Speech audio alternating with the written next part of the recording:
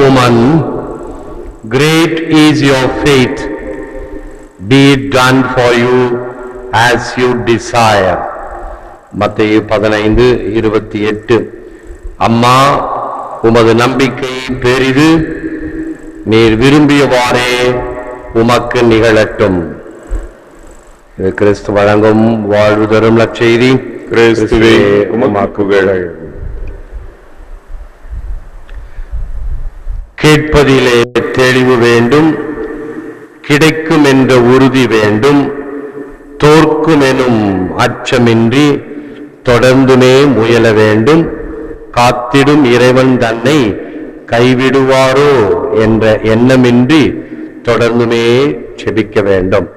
அன்பார்ந்த தொலைக்காட்சி விசுவாசிகளே, இந்த கனானிய பெண் அவர் மகள் மீது அளவற்ற அன்பு கொண்டிருந்தார்.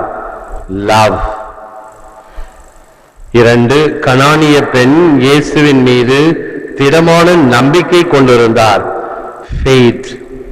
3, கனானிய பெண் பொறுமையோடு இருந்து perseverance with hope, இயேசுவை மன்றாடி கேட்டதை பெற்றார்.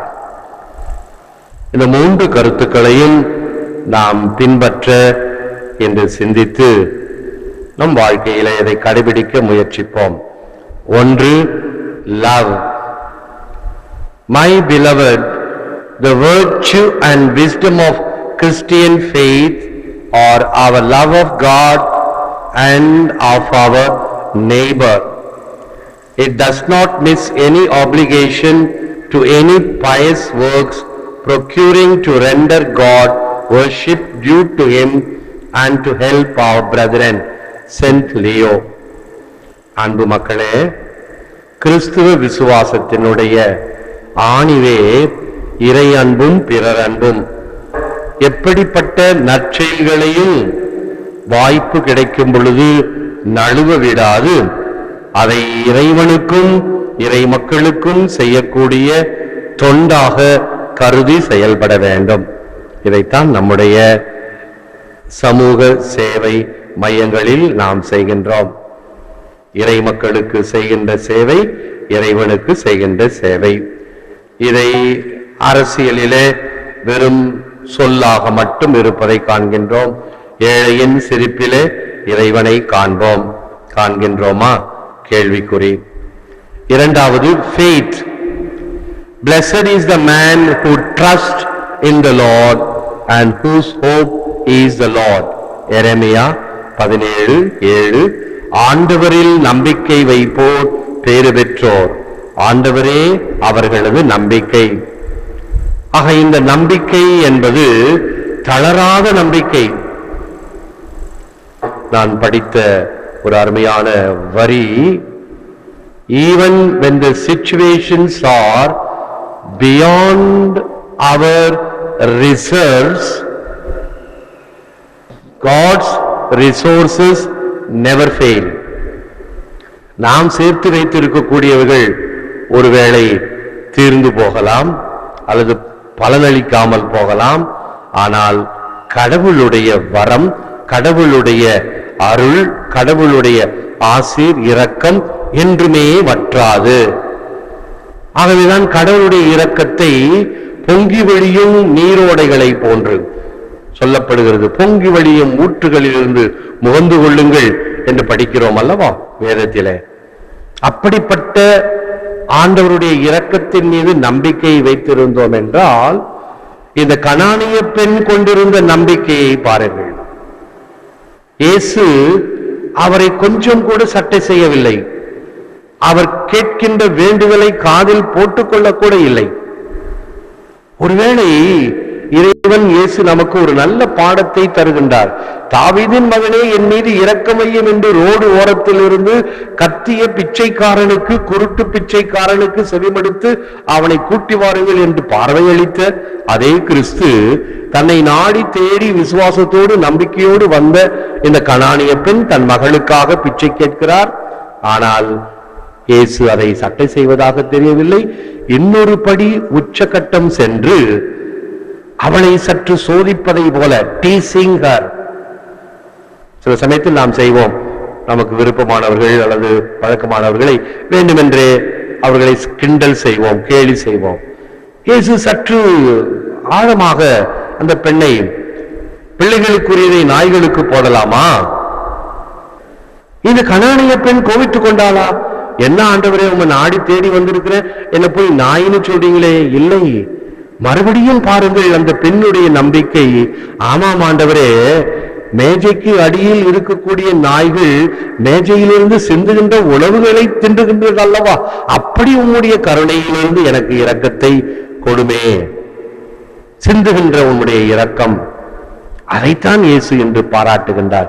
இப்படிப்பட்ட ஒரு நம்பிக்கையை, விசுவாசத்தை நான் இஸ்ராயேல் மக்களிடையே காணவில்லை. இஸ்ராயேல் மக்களுக்காக வந்த மெசியா, இஸ்ராயேல் மக்கள் எதிர்பார்த்த மெசியா, இதோ அவர்கள் கண்முன்னே இருக்கின்ற மெசியா. ஆனால் அவர்களுக்கு கூட இப்படிப்பட்ட நம்பிக்கையோ விசுவாசமோ இல்லை. ஆனால் இந்த கனானிய பெண் தன் மகளுக்காக இந்த இயேசுவிடம் வந்தால் தனக்கு நிச்சயமாக காரியம் சித்திக்கும் என்று உணர்ந்ததினால் அந்த விடாப்பிடிவாதமாக தன் காரியத்தை சாதித்துக் கொண்டார். Trust and perseverance, the thing to try when all else fail. ஆண்டவர் மீது நம்பிக்கை, விடாப்பிடிவாதமான நம்பிக்கை, உறுதியான நம்பிக்கை. அதைத்தான் மறுபடியும் சொல்றேன். when all our reserves fail, God's resources never fail.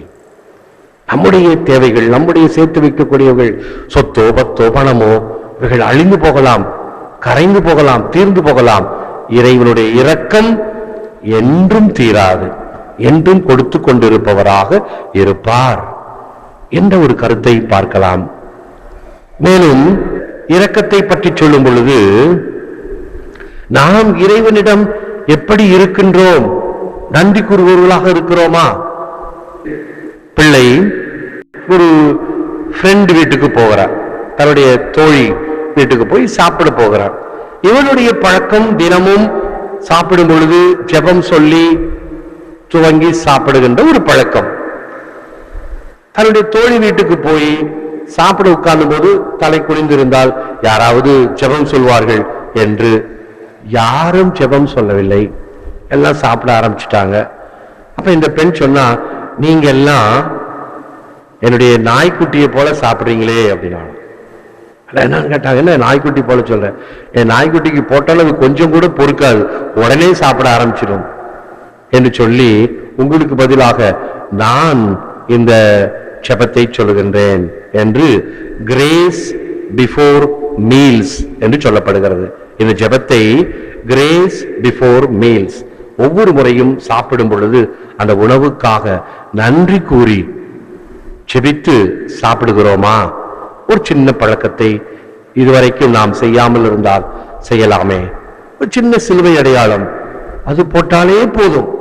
அது திரியேக புகழ், பிதாவுக்கும் சுதலுக்கும் பரிசுத்த ஆவிக்கும் மகிமை உண்டாவதாக என்ற ஒரு ஜெபம், அதையும் சுருக்கி பிதா சுதன் பரிசுத்த ஆவியின் பேராலே ஆமென் என்று சொல்லுகின்ற வகையில எத்தனை முறை நாம் இப்படி செய்ய முடியும் என்பதை நினைத்து பாருங்கள். ஆண்டவர் நல்லவர், இரக்கமுள்ளவர். அவருடைய இரக்கம் என்றென்றும் தாராளம், ஏராளம் என்று சொல்லப்படுவதை எல்லாம் நாம் கருத்தில் கொள்வோம்.